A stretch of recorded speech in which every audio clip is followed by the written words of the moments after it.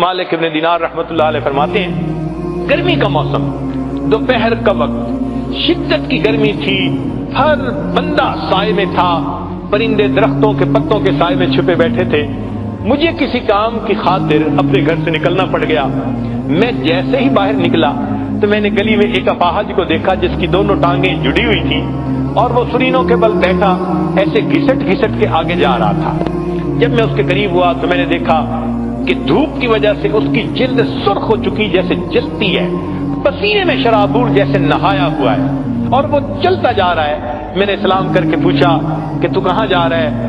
اس نے کہا کہ میں حج کے سفر پہ جا رہا ہوں۔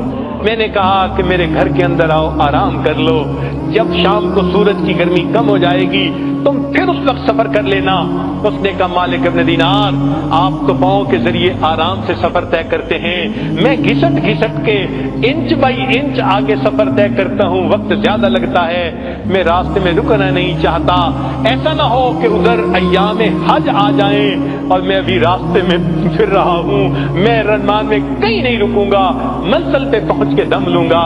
میں نے کہا نوجوان میرے گھر تو آرام کر لے، میں تیرے لیے سواری کا بندوبست کر دیتا ہوں، گھوڑے کا انتظام کر دوں گا، تو گھوڑے پہ سوار ہو کے جلدی سفر کرنا، ایام حج سے پہلے پہنچ جائے گا۔ یہ بات سن کے اس نے میری طرف دیکھا، مالک ابن دینار میں تو تجھے بڑا عقل مند سمجھتا تھا، کیسی بات تو نے کر دی؟ میں نے پوچھا کیوں؟ کہنے لگا یہ بتائیں اگر کوئی غلام اپنے مالک کو ناراض کر بیٹھے اور پھر معافی کے لیے مالک کے سامنے جانے کا ارادہ کرے، بتاؤ پیدل جانا اچھا لگتا ہے یا سواریوں پہ سوار ہو کے جانا اچھا لگتا ہے؟ میں سمجھ گیا یہ عاشق ہے، ادب ہے اس کے اندر۔ چنانچہ اس نوجوان نے بات کی پرواہ نہ کی اور دھوپ میں چلتا رہا۔ اللہ کی شان، اسی سال مجھے بھی اللہ نے حج کی توفیق عطا فرما دی۔ جب پہلے دن میں نے جمرہ عقبہ کو بڑے جمرے کو کنکریاں مار لی تو اس کے وقت میں نے دیکھا لوگوں کا مجمع ہے، کچھ دیکھ رہے ہیں۔ پوچھا کون؟ کہنے لگے ایک نوجوان ہے، دعائیں مانگ رہا ہے، سب اس کی دعائیں سن رہے ہیں۔ میں نے کہا ذرا مجھے بھی راستہ دو۔ اندر دیکھا وہی نوجوان میں نے دیکھا احرام باندھا ہوا تھا، اللہ سے دعائیں مانگ رہا تھا، اللہ سب لوگ پاؤں پہ چل کے سواریوں پہ چل کے تیرے گھر کی طرف آئے، میرے مولا میں تو گھسٹ گھسٹ کے تیرے گھر کی طرف پہنچا، میں نے تیرے گھر کا طواف بھی کیا، اللہ میدان عرفات کا وقوف بھی کیا، مزدلفہ کا وقوف کیا، اللہ اب میں نے اس شیطان کو کنکریاں مار کے اپنی نفرت کا اظہار کر دیا، میرے مولا اب قربانی کا وقت ہے۔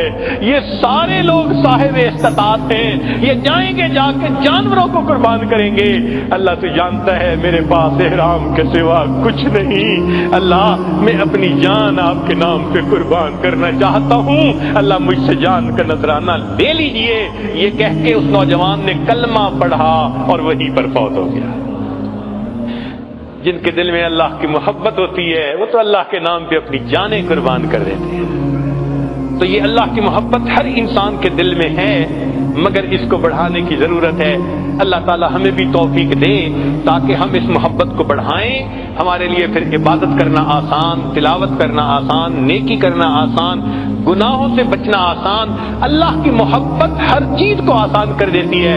قاعدہ قانون ہے ان المحب لما يحب مطیع، محب جس سے محبت کرتا ہے پھر اس کی عبادت خدمت کرنا پھر آسان ہو جاتا ہے، عبادتیں کرنی آسان ہو جائیں گی۔